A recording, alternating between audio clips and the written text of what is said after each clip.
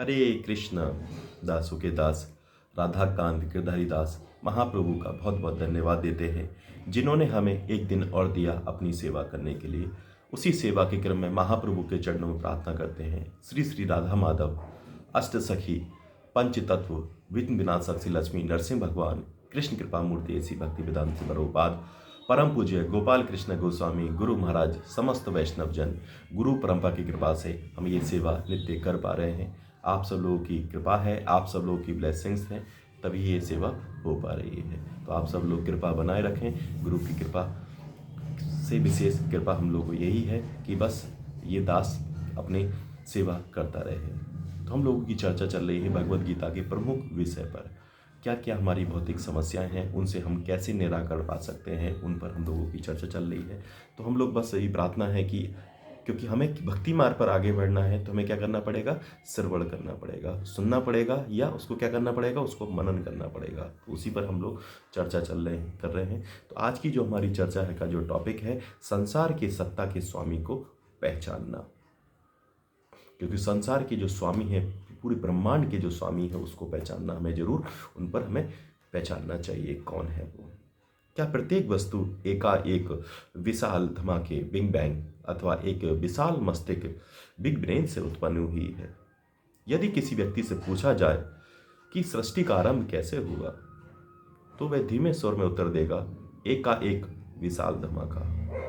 आपके नगर अथवा रेलगाड़ी में जब किसी भी बम के कारण एकाएक विशाल धमाका होता है, तो आप दो बातों को निश्चित कर सकते हैं।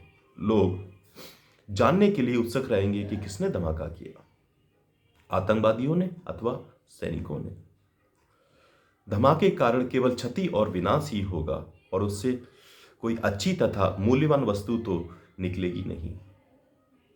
हम जिस भूमंडल पर रहते हैं वह किसी वस्तु को तैरता हुआ पिंड नहीं है, अपितु सभी प्राणियों के लिए एकता सा रहने का एक उत्तम स्थान है। भोजन, जल, ऊष्मा, प्रकाश, औषधि आदि की व्यवस्था के साथ कोई उम्मीद भी नहीं करेगा कि एकाएक विशाल धमाके से भोजन, जलपूर्ति, प्रकाश, बिजली, अस्पताल आदि आदि सुविधाओं से युक्त एक सुंदर बहुमंजिला गृह भवन प्रकट हो जाएगा। यदि कोई व्यक्ति इस मुद्दे पर तर्क करने पर अड़ा हुआ है, तो लघु धमाका निर्माण कंपनी आरंभ करने तथा विशाल धमाके के विचार पर आधारित घरों का निर्माण करने को कहा जा सकता है, क्योंकि उसके अनुसार इतनी विशाल सृष्टि एक विशाल धमाके से प्रकट हुई है।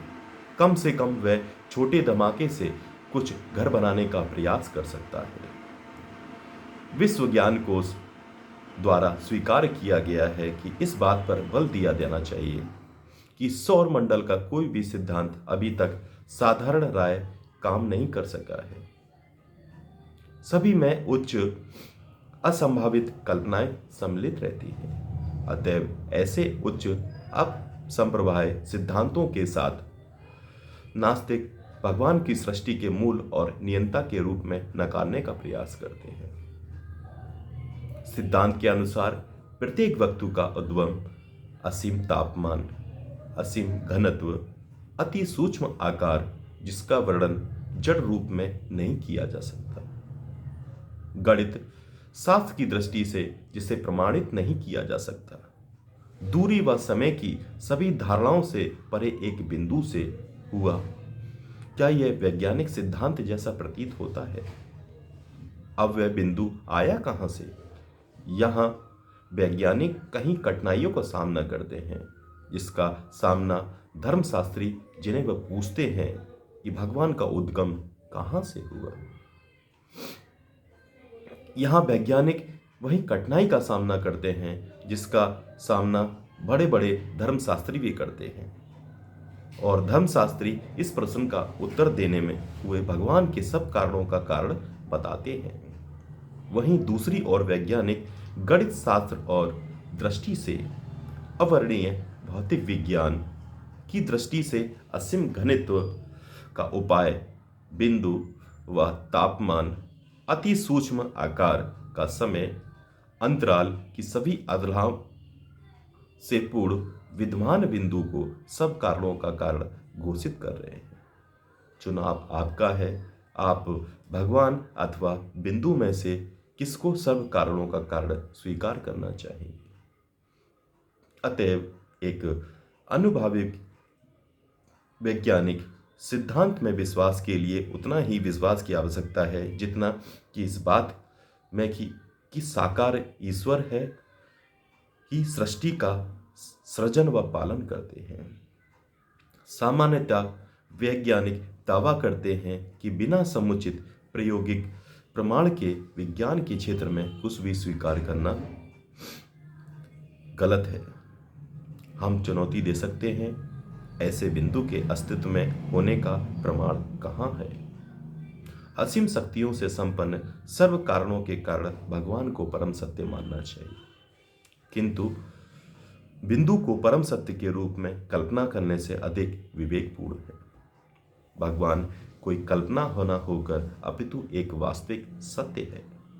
जब हम इस अद्भुत ब्रह्मांड के विषय में शांति से और ध्यानपूर्वक विचार करते हैं तो हम देख सकते हैं कि प्रत्येक वस्तु एक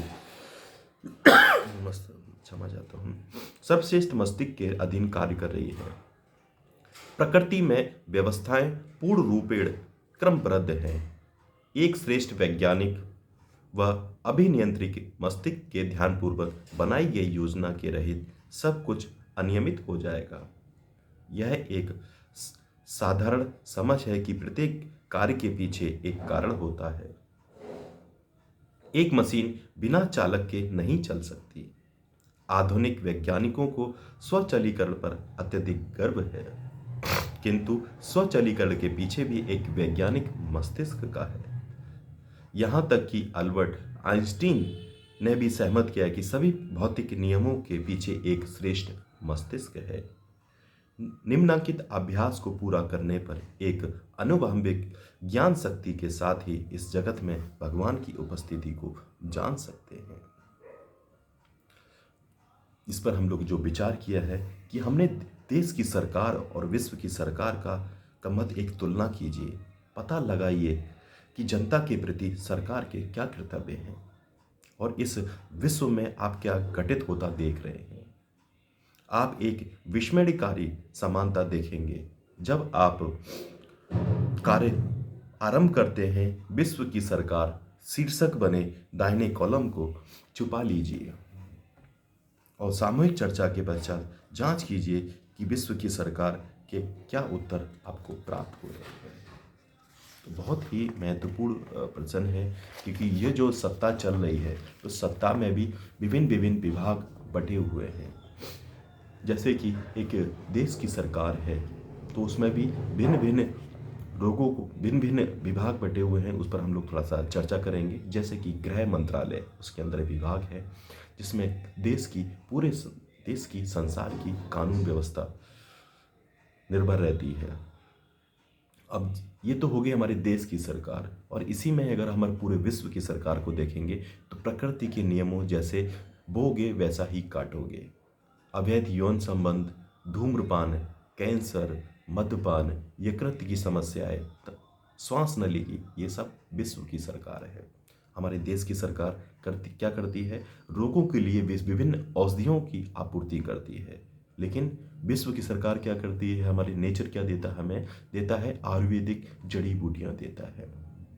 जिसी प्रकार हमारे देश की सरकार है वो क्या करती है? नगर पालिका द्वारा औद्योगिक व घरेलू आवश्यकता हेतु जल की जलपूर्ति करती है। और हमारे जो विश्व की सरकार है, पूरी सृष्टि की जो सरकार है, वो हमें क्या देती है? हमें वर्षा ऋतु देती है। इसके बाद सामाजिक कल्याण मंत्रालय एक शारीरिक स्वास्थ्य के लिए खाद्य पदार्थ, अनाज, सब्जी, दूध की आपूर्ति करता है। लेकिन विश्व की सरकार हमें क्या देती है? वायु देती है, जल देती है, अनाज देती है, दूध, सब्जी की आपूर्ति करती है। प्रकृति यानी कि नेचर, जो माता है, के द्वारा की जाती है। भगवान पिता हैं, प्रकृति माँ है, और एक माँ पिता के बिना कुछ भी उत्पन्न नहीं कर सकती। एक हमारे जो देश की सरकार है वो हमें क्या देती है? ऊर्जा देती है, विद्युत एवं प्रकाश देती है। और हमारे जो सृष्टि की सरकार है वो हमें क्या देती है? सूर्य और चंद्रमा। अगर एक दिन भी सूर्य नहीं निकलेगा त्राही त्राही मच जाएगी। धूप नहीं निकलती है, कितने लोग परेशान हो जाते हैं कि प्रभु जी आज धूप नहीं निकली।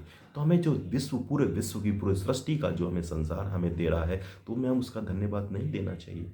निश्चित ही देना चाहिए परमपिता को। वित्त मंत्रालय है, मुद्रा देता है, हमें धन देता है, लेकिन हमारे जो विश्व की सरकार है हमें क्या देता है? सोना देता है, चांदी देता है, नवरत्न देता है, हीरे देते हैं। कहाँ देता है? ये सब हमारे क्या है? सृष्टि के अंदर है विद्यमान। हमें उसके लिए क्या करना पड़ेगा? तब करना पड़ता है। समुद्र में अगर जाएंगे तो समुद्र में ही सब कुछ है। इस समुद्र रूपी संसार में हम लोग आए हुए हैं, यहाँ से हमें निकलने का प्रयास करना है। हमें क्या बनना है? अब आपके ऊपर डिपेंड करता है कि आप क्या बनना चाहते हो। ऐसे ही स्वास्थ्य मंत्रालय है जो आरोग्य व स्वच्छता के प्रति जागरूक करता रहता है। ऐसे ही हमारे पूरे विश्व की सरकार है, हमारे पूरे विश्व की सृष्टि है जो हमें क्या करती है? सूर्य व वर्षा द्वारा स्वच्छता प्रदान करती है।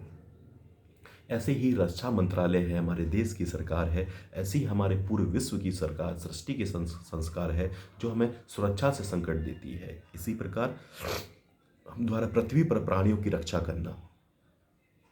इसी प्रकार जैसे शिक्षा मंत्रालय है जो हमारे देश की सरकार है, वो क्या करती है? नागरिकों के लिए शिक्षा प्रदान करती है। इसी प्रकार हमारी जो विश्व की सरकार है, सृष्टि की सरकार है, वो हमें क्या करती है? वेद देती है, कुरान देती है, बाइबल देती है, भगवत गीता देती है, भागवतम देती है, जिसको हमें क्या करना चाहिए? नित्य पढ़ना चाहिए। तभी हमारे जीवन में बदलाव आएगा। हम जान सकते हैं कि हमारे पिता कौन है, हमारे वास्तविक पिता कौन है, हमारी वास्तविक माता कौन है। हमें उनका क्या करना चाहिए? उनका प्रेम पूर्वक धन्यवाद देना चाहिए। उन्हें हमें उठते ही हमें धन्यवाद देना चाहिए कि हे सृष्टि की कर्ता पृथ्वी माँ। शिक्षा मंत्रालय हो गया हमारा। इसके बाद है श्रेष्ठ नागरिकों के लिए पुरस्कार, जो हमारे देश की सरकार देती है। जो अच्छा कार्य करती है उसको हमें पुरस्कार दिया जाता है। इसी प्रकार हमारे पूरी सृष्टि की सरकार हमें क्या देती है? भगवान के नियम और शास्त्रों का पालन करने वालों के लिए योग, ध्यान आदि हमें प्रदान करती है। उसे हमें जरूर करना चाहिए। अगर हम उसको नहीं करेंगे तो हम लोग बीमार हो जाएंगे। तो सृष्टि के अंदर, इस सृष्टि ब्रह्मांड के अंदर अगर हम डेली नित्य जिस प्रकार भोजन करते हैं, इस भोजन से शरीर चलता है। इस शरीर के अंदर जो आत्मा है, अगर हम उसको भोजन नहीं देंगे तो क्या होगा? ये जो आत्मा रूपी हमारा क्या है, इसे हम पिंजरा कहते हैं, उसको अगर हम खुराक नहीं देंगे तो वो क्या हो जाएगा? शुष्क अवस्था में चले जाएगा और हम लोग कहीं ना कहीं बहुत दूर चले जाएंगे। तो हमें नित्य क्या करना चाहिए? भगवान के नाम का जप करना चाहिए, मेडिटेशन करना चाहिए। तभी हम भगवान की इस लीला को समझ सकते हैं, अन्यथा हम इसको नहीं समझ पाएंगे। तो आज की चर्चा हम यहीं पर ही विराम करेंगे। अगर आप चाहते हैं कि आपके नंबर पर नित्य श्रीमद् भगवद गीता का श्लोक, शाम को कृष्ण कथा, कृष्ण चर्चा मिलती रहे आपको, तो आप 9411166837 पर हरे कृष्णा भेजें। दासों के दास आप सभी भक्तों से यही प्रार्थना करते हैं कि आप भी अपने साथ साथ अपनों का कल्याण करना ना भूला करें। इस कली काल में अपना वही है जो आपको जन्म मृत्यु जरा व्याधि हम बार बार आ रहे हैं, बार बार जा रहे हैं, उससे मुक्ति प्राप्त करने का आपको साधन उपाय बताए। तो यही आपसे मेरा विनम्र निवेदन है, आपसे एक विशेष निवेदन है। अगर आप लोगों ने अभी तक दास के इस चैनल को सब्सक्राइब नहीं किया है तो ज़रूर कर लें, जिससे कि आपको नित्य आने वाली जो वीडियोस हैं वो आपको प्राप्त होती रहें। हरे कृष्ण हरि हरि बोल, हरि हरि बोल। अपने जीवन में हरि के नाम को जोड़ें, कृष्ण के नाम को जोड़ें और जीवन आनंदमय रहे। अपने भी आनंद उठाएं और अपनों को भी आनंद से जोड़ने का प्रयास करें। हरि हरि बोल, हरि हरि बोल, हरि हरि बोल।